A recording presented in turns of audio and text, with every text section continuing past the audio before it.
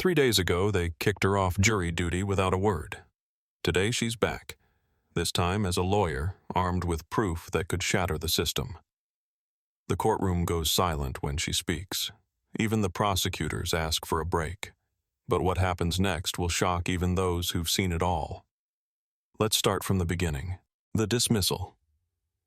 The courtroom smelled like old paper and cold metal.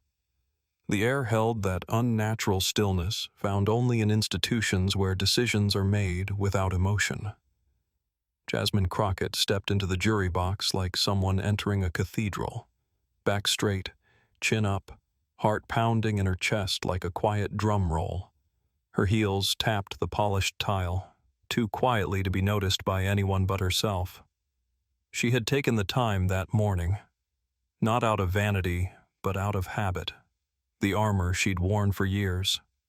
Her navy blazer was pressed to perfection, her gold-rimmed glasses cleaned and positioned with military precision.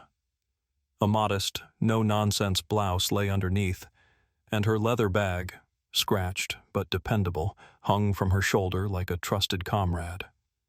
Jasmine knew the game. Professionalism wasn't just a standard for her. It was a shield, a necessity. She'd arrived at the courthouse 15 minutes early. The security guard at the entrance hadn't smiled, hadn't greeted her. He scanned her bag twice, eyes lingering longer than necessary. She didn't flinch. This was just the beginning. Jasmine had filled out her juror questionnaire the night before with care. No errors, no missing boxes, no red flags.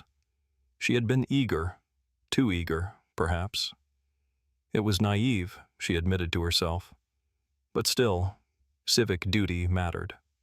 Jury duty, for all its bureaucratic drag, was the kind of service her father had drilled into her as sacred. Justice starts with who's in the room, he used to say. If they never let us in the room, they'll always control the story.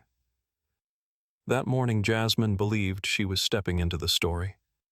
But as she stood at the edge of the jury box, something shifted. The energy in the room felt heavy. The bailiff, a tall man with a rigid posture and a face carved from routine, avoided eye contact. She handed over her juror ID. His hand lingered a moment too long on her fingers, not out of familiarity, out of tension.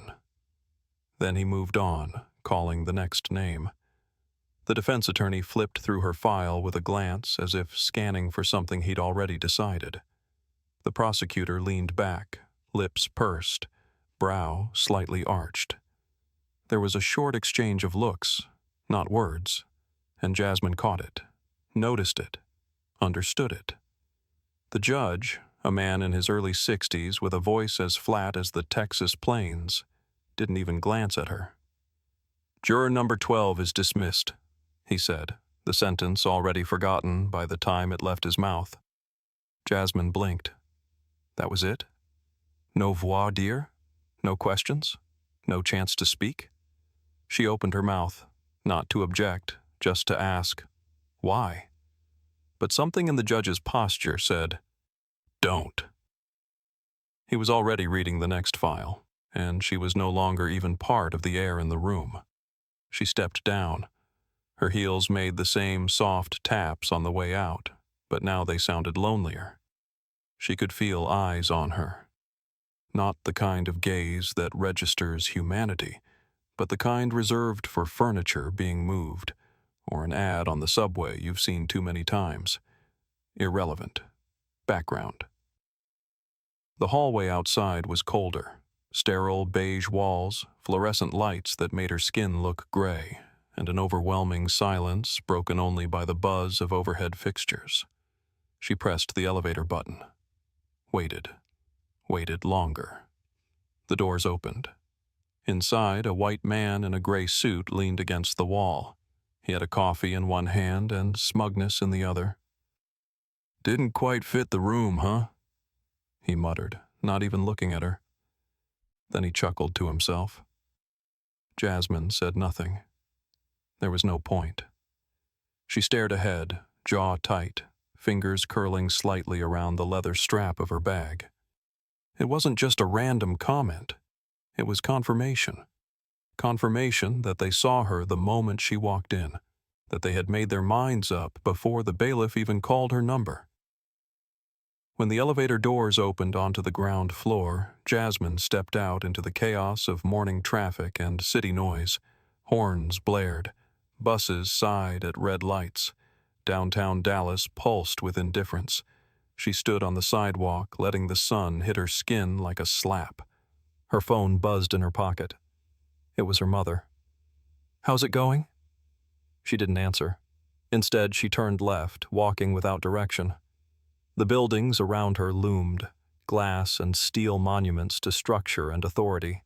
Jasmine passed by a newsstand with a headline blaring about upcoming elections. "Justice Reform," it said. She almost laughed. By the time she stopped walking, she found herself outside a small coffee shop she liked, Harper and Rose. The barista inside, a curly-haired college kid with sleepy eyes, greeted her without recognizing her mood. She ordered an iced chai and took a seat by the window. As she waited, she opened her laptop. It powered on with a soft hum, her wallpaper a black and white photo of Thurgood Marshall. He looked at her like he always did, stern, unflinching. She clicked open a blank document. It wasn't until her fingers hit the keys that she realized she was shaking. Not with sadness, with rage. The kind of rage she had trained herself for years to redirect, reframe, make useful. She had learned long ago that black women weren't allowed to be angry. Not in courtrooms, not in offices, not in grocery store aisles. Her anger had to be distilled into excellence, filtered through patience, professionalism, and always preparedness. But today, something snapped loose. This wasn't about being passed over for a promotion. This wasn't about being interrupted mid-sentence in a boardroom. This was about being dismissed before she was even allowed to be seen. Silenced by a look. Disqualified by a glance. And Jasmine Crockett had had enough of being polite about it. She closed the blank document. Instead, she opened a different file. One she kept buried in a folder named Reference Materials. It was a case from 2 years ago. Batson v. Kentucky.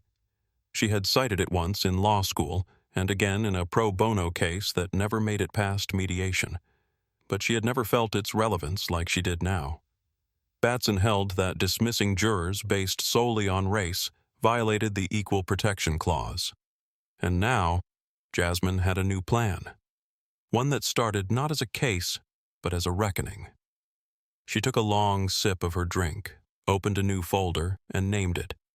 Jury Discrimination, Dallas County. Then she started typing.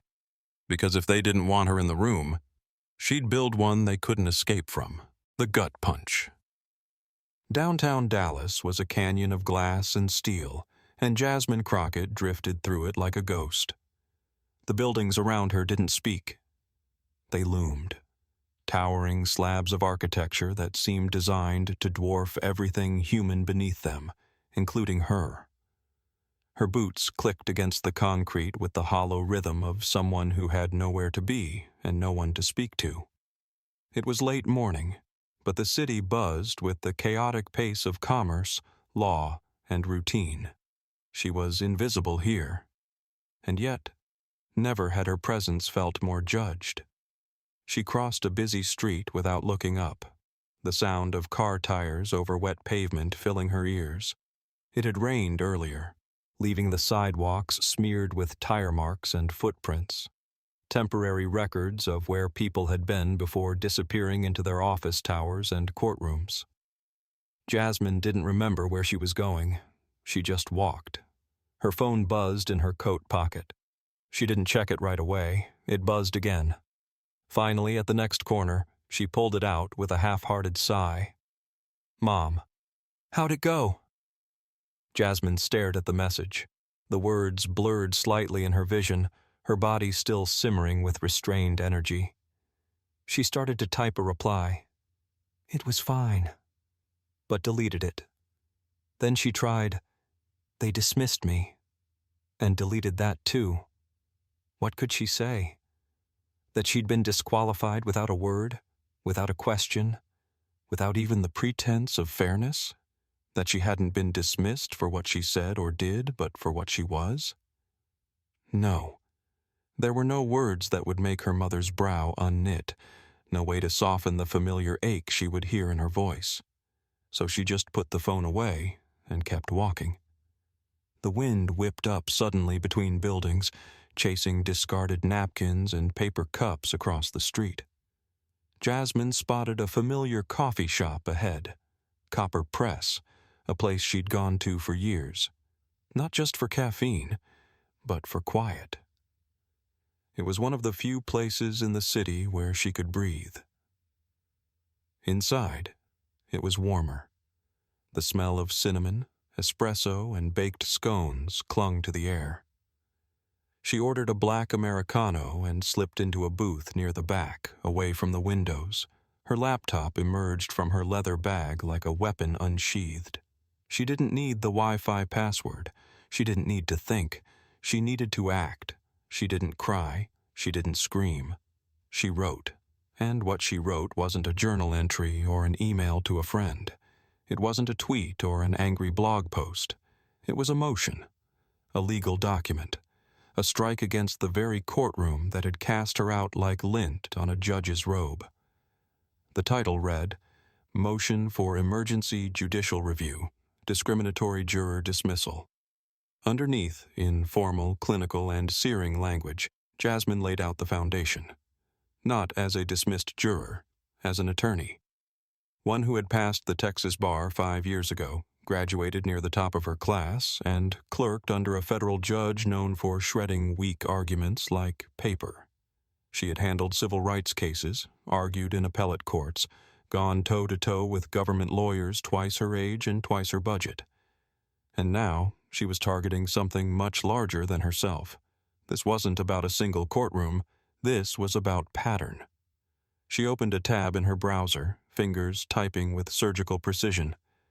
Dallas County Court Records, Public Database, Jury Selection Logs. She ran a query, narrowing it by date, court, and demographic breakdowns. The interface was clunky, clearly not designed for public transparency. But Jasmine knew where to look. Within 20 minutes, she found what she feared. A disturbing pattern. Of 246 jury panels seated in the last 8 months in her district, less than 3% had more than one black woman included. Only 12 panels had even one.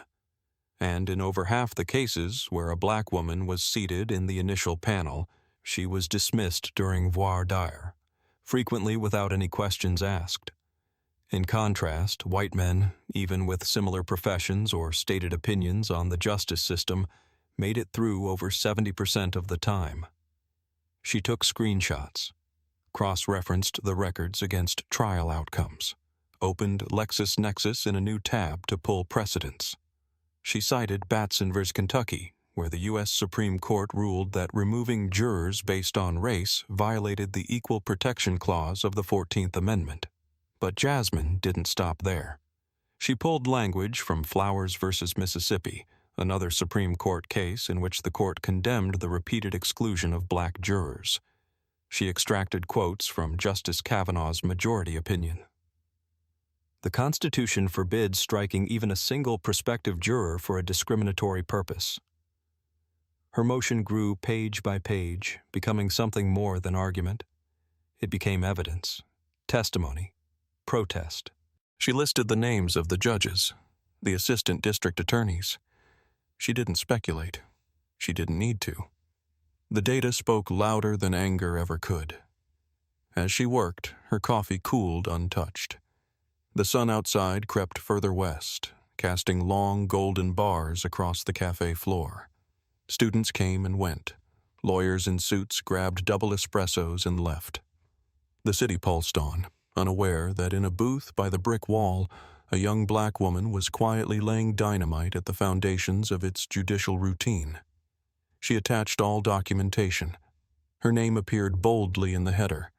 Filed by Jasmine Crockett, attorney at law, bar number 928412TX affidavit attached.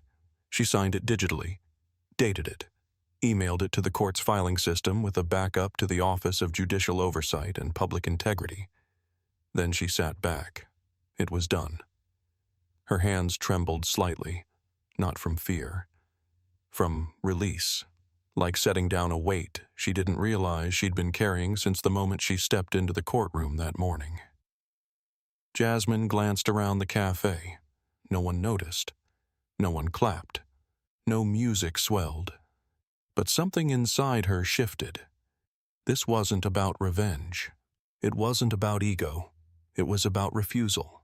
Refusal to let silence pass as professionalism. Refusal to let dismissal pass as procedure. Refusal to let another woman, another black woman, walk into that courtroom believing she would be treated equally when the system had no intention of doing so. Her phone buzzed again. This time she answered, "Hi, Mom." There was a pause on the other end. "Hey, baby. Everything all right?" Jasmine stared out the window. A woman holding a toddler crossed the street, one hand shielding her daughter's head from the wind. "No," she said softly, "but I'm working on it." The courtroom returns. 3 days after she had been dismissed like an afterthought, Jasmine Crockett returned to that same courtroom. But this time, everything was different. The courthouse steps buzzed with life. Reporters angled their microphones. News vans parked along the curb like a media barricade. A journalist from Channel 5 was mid-sentence. A motion that could fundamentally reshape how jury selection is handled across Dallas County. Jasmine stood quietly at the entrance, her breath fogging slightly in the cool spring air. She wore black today, not for mourning, for war. A fitted blazer, pressed slacks, hair pulled into a tight bun, and a briefcase heavy with evidence that had already caused ripple effects behind closed doors. She walked in, flanked by 2 civil rights attorneys, one seasoned, one young, both of whom had volunteered to assist her pro bono, not because she asked, because they saw what this moment meant. Inside the courtroom, every seat was filled. Clerks stood against the walls. Law students from SMU crowded together in the back, wide-eyed and breathless, as if waiting for a courtroom drama to unfold live before them. One leaned toward the other, whispering, "That's her." Jasmine heard it. She didn't look, didn't smile. Her focus was absolute. At the bench, Judge Clarence Knowles adjusted his glasses as he scanned the documents already on his desk. Normally, he exuded a casual aloofness, the weary air of a man who'd seen too much to care deeply about procedural disputes. But today, there was something different. He looked alert, maybe even cautious.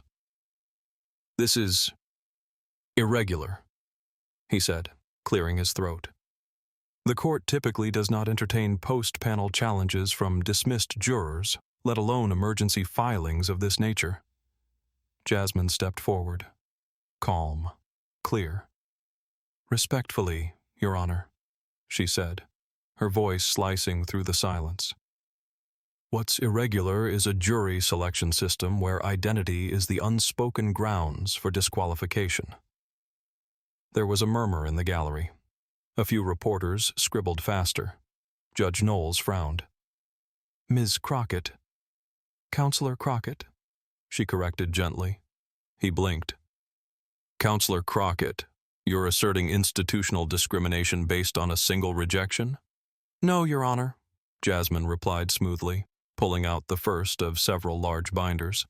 "I'm asserting it based on statistical data from over 200 jury panels, signed affidavits from former assistant district attorneys, and language found in internal documents that raise serious constitutional concerns." She laid the binder on the table with a dull thud. The room seemed to exhale. What followed was not a dramatic speech or a viral-worthy moment of outrage. It was a presentation, clinical, devastating, and surgical. Jasmine moved through her exhibits like a seasoned trial attorney cross-examining the system itself. Exhibit A, a bar chart showing the demographic makeup of dismissed jurors in Dallas County's 7th District over the past 8 months. Black women made up 6% of the total jury pool, and nearly 30% of those dismissed without cause. Exhibit B, a redacted email thread between junior prosecutors joking about skipping the sermon by dismissing chatty church mamas, a term, Jasmine pointed out, frequently used as coded language in legal memos for older black women. Exhibit C, a former assistant DA's sworn statement confirming that in internal strategy sessions, prospective black jurors were flagged as ideologically high risk, even when their responses on questionnaires aligned with those of accepted white jurors. Exhibit D, a memo circulated in 2023 that referred to certain demographics as predictably oppositional. Jasmine read the line aloud, her voice unwavering. Profiles to monitor: activists, professors, and female POCs with legal knowledge, often oppositional to prosecution narratives. The room was dead silent. Judge Knowles tried to interrupt halfway through Exhibit C, leaning forward with a raised hand. Jasmine paused, nodded courteously, and allowed him space to speak. Ms. Crock, counselor, are you alleging that the DA's office is engaging in pattern-based discrimination? I'm not alleging it, she said. I'm proving it. A long beat passed. Someone in the gallery shifted. A pencil dropped. The reporters barely blinked. Jasmine continued, opening the final folder. This is a copy of the panel questionnaire I submitted 3 days ago. I marked neutral on police accountability, open-minded on sentencing guidelines, and provided no affiliations with advocacy groups. The record shows I was dismissed without a single question, no voir dire, no evaluation, just dismissed. She turned to the bench. And I wasn't the first. She gestured to the gallery. Many of them, she said, eyes locking on the faces of students, retired teachers, librarians, all black women, have the same story. The judge glanced toward the gallery, uneasy. The energy had shifted from observation to scrutiny, and he knew it. The data suggests a systematic issue, Jasmine said, but the silence around it suggests something worse, that it's accepted. The DA's office, seated at the defense table, finally stirred. Assistant District Attorney Ronald Keene stood, a man in his 50s, pale, balding, with the smooth cadence of someone used to defending the indefensible. Your Honor, he said, voice firm but measured, these materials have not been reviewed by our office. We request a recess to examine the legitimacy of these claims. Jasmine cut in. Respectfully, you had 8 months to examine them. The people who've been excluded didn't get a recess. The judge held up a hand. That's enough, both of you. There was a moment, a palpable stillness, where the judge simply stared at Jasmine, eyes narrowed in consideration. Not contempt, not dismissal. Calculation. Then he leaned into the microphone. Motion for emergency judicial review will be officially docketed for evidentiary hearing. Recess granted. Court will reconvene at 2 p.m. The gavel struck once. People stood. Chairs scraped back. Reporters filed out. But no one moved toward Jasmine. Not yet. Not even the law students, who only watched her from across the room, like someone watching lightning from a distance, unsure whether to cheer or take cover. She remained where she was, organizing her documents with steady hands. Her co-counsel leaned in. You realize you just opened a constitutional floodgate, right? Jasmine didn't look up. Good, she said. Let it drown the ones who thought we'd never notice. As she packed her briefcase, the judge stepped down from the bench and muttered something as he passed the clerk. We'll have to take this seriously. He didn't look at Jasmine when he said it. He didn't have to. The system rewritten. The ruling came 2 weeks later, short, sharp, and seismic. It dropped like a hammer, not just on the courtroom, but across the legal community of Dallas County. In a 12-page opinion, Judge Clarence Knowles cited statistical patterns, constitutional precedent, and unambiguous indicators of race and gender-based exclusion. The jury selection procedures, he wrote, violate the Equal Protection Clause and fall short of the principles upon which this justice system claims to operate. The court didn't just suggest reform, it mandated it. Effective immediately, the county was ordered to revise all jury selection guidelines and provide mandatory anti-bias training for prosecutors. A new oversight board was established. Independent, publicly accountable, and charged with reviewing all juror dismissals moving forward. The court's opinion didn't mention Jasmine by name, but everyone knew. She had done this. When the offer came for her to chair the new oversight board, the mayor's office called it a natural choice. Emails poured in. Commentators hailed her as a voice of reason, a rising star in civil rights law. But Jasmine declined. She didn't want a title. She wanted change. Instead, she proposed something that hadn't even occurred to the architects of the oversight plan. An initiative that would place law students, especially those from underrepresented communities, in jury pools as observers. Not passive monitors, not interns, but trained watchdogs who would record every step of the selection process in real time, noting patterns, language, and behavior that might indicate bias. It was bold. It was controversial. It passed. Unanimously. 1 week later, Jasmine stood in a crowded university auditorium, addressing the first group of law student observers. Her voice was steady as she looked out across a sea of eager, serious faces. "You're not here to point fingers," she said. "You're here to witness, and in witnessing, you force accountability. Systems don't change just because we prove they're broken. They change when someone watches them stay that way and refuses to look away." They gave her a standing ovation. The next morning, CNN ran the headline, "Attorney dismissed from jury duty files lawsuit," and changes the rules for everyone. Other outlets followed: HuffPost, NPR, The Washington Post, even Rolling Stone.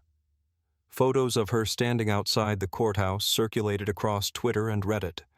Her inbox overflowed with requests: interviews, podcasts, speaking engagements, think tank proposals, book deals. Daytime talk shows called. So did primetime. She went on too, reluctantly. She wore dark colors and simple makeup, refusing to be styled by producers. When the hosts tried to frame her as a viral sensation, she steered the conversation back to constitutional law. "This isn't about me," she told one host. "This is about hundreds of people who were disqualified before they even opened their mouths." They cut to commercial early, but the country was watching. Students debated the case in criminal law classes from UCLA to Howard. Legal journals requested her analysis. Judges across Texas began reviewing their own court practices more carefully, wary of drawing similar scrutiny. In some counties, prosecutors preemptively paused all jury trials for internal review. The shockwaves were real. But Jasmine didn't bask in them. She returned to her modest, two-attorney firm on Elm Street. Her office still had the same flickering desk lamp, the chipped wooden bookshelves stacked with case law, and a creaky ceiling fan that buzzed like a lazy fly in the heat. She took on new clients, people who couldn't afford to fight alone. Wrongful evictions, police overreach, workplace retaliation, one case at a time. She kept her phone on silent most days, letting the voicemails pile up. Her secretary once counted 72 messages in a week, from activists, producers, even a New York senator's office. She responded to one. It was a woman named Lorraine, 62, a retired nurse. She'd been dismissed from jury duty 6 years ago after mentioning her son had once been stopped by police unfairly. "I didn't know that was wrong until I saw your case," she said. "I thought maybe I had just said something stupid. Thank you for proving it wasn't my fault." Jasmine listened to that message twice. 6 months after the ruling, a letter arrived in her office. Not an email, not a tweet, a letter, handwritten in black ink on lined notebook paper. The return address was from Garland, Texas. The envelope had no name. She opened it and read, Dear Jasmine, I saw your story on TV.